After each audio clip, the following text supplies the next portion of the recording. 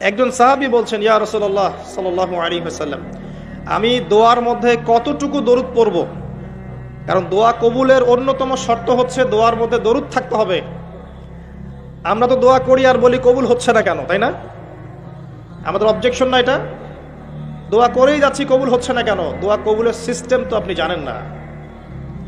আল্লাহ পাক বলছেন, বান্দা যখন আমার কথা জিজ্ঞাসা করে, ওয়াইদা সাআলাকা ইবাদি আন্নী ফাইন্নী করিব, বান্দা যখন আমার কথা জিজ্ঞাসা করে, বান্দাকে বলে দাও হে নবী যে আমি বান্দার খুবই কাছে আছি।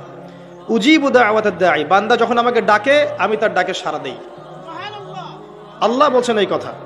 এবং আল্লাহ পাক তার রাসূলের মাধ্যমে জানিয়েছেন অন্য হাদিসে, রাতের শেষ অংশে, ধরে নেন যে 1টা থেকে 4টা বা 2টা থেকে 5টা, আল্লাহ ভালো জানেন, রাতের শেষ অংশে, রাতকে 3টা ভাগে ভাগ করেন, এখন চলছে রাতের দ্বিতীয় ভাগ নাকি?